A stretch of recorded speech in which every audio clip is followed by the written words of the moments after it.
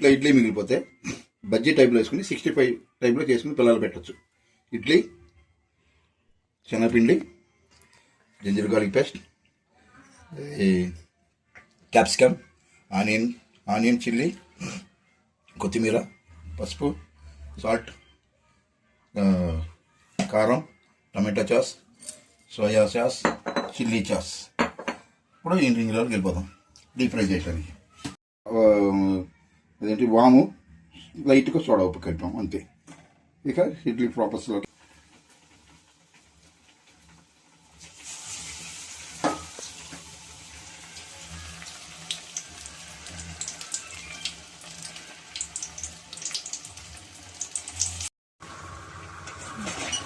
ఇడ్లీ బజ్జీ అయిపోయిందండి. కలర్ చూడండి బాగా వచ్చింది.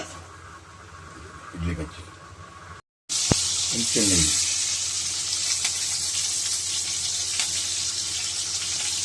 నెయ్యి వేసుకోవాలి.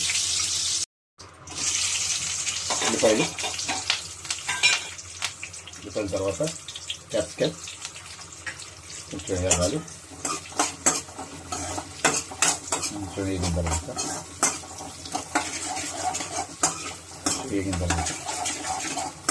వేగాలి. దీంట్లో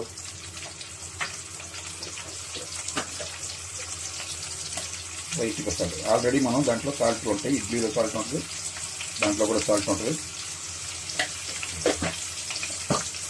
సాల్ట్ వేసేసి దీంట్లో కొంచెం కరివేపాకు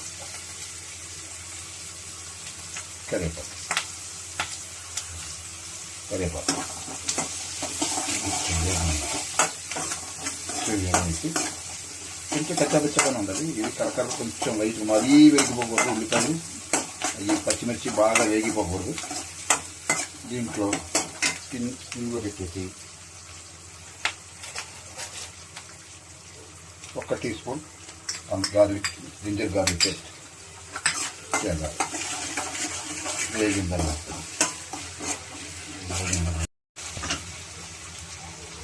కారం,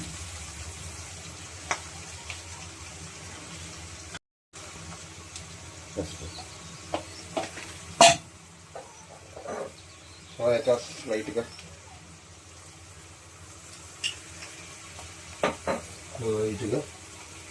వెనిగర్, కొంచెం టమాటా సాస్, లైట్గా టమాటా సాస్ అంతేనండి. ఎక్కువ వేయొద్దు, మళ్ళీ తీపి ఎక్కువ అయిపోతుంది.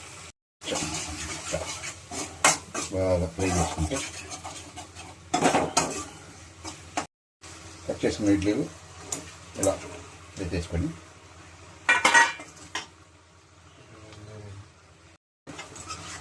దీనికి టక్కలు చేసుకుంటాం.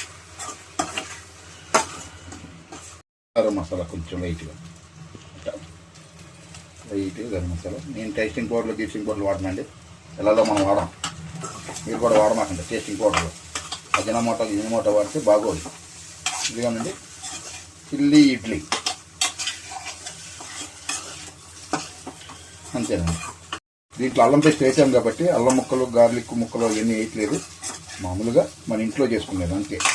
చాలా బాగుంటుంది, రుచిగా ఉంటుంది. తిని చూడండి, ట్రై చేయండి. ఒకసారి ట్రై చేసి కామెంట్ చేయండి. ఇడ్లీ 65 అండి. ఇడ్లీ 65 అంటే దీన్ని ఇడ్లీని మీరు వేస్ట్ చేయకుండా, మళ్ళీ ఎవరికైనా పాడేయకుండా పిల్లలకి శుభ్రంగా చేసి పెట్టచ్చు. సాయంత్రం వచ్చినప్పుడు ఇది ఇడ్లీలు డిప్ చేసేసి దీంట్లో onion, ginger garlic paste, capsicum అన్నీ వేసేసి ఈ tomato sauce, soya sauce, vinegar, కారం, ఉప్పు అన్నీ వేసేసి బాగా ఫ్రై చేసేసి ఇడ్లీ దాంట్లో వేసేసి కలిపేస్తే కొంచెం సాల్ట్ వేసుకుంటే సూపర్గా ఉంటుందండి. ఇది ఇడ్లీ 65 అండి. చిల్లీ ఇడ్లీ 65 అంటారు దీన్ని. కారం ఎక్కువ ఉండదు, చాలా బాగుంటుంది. ఈ రెసిపీ కానీ మీకు నచ్చితే లైక్ చేయండి, సబ్స్క్రైబ్ చేయండి, కామెంట్ చేయండి. Thank you.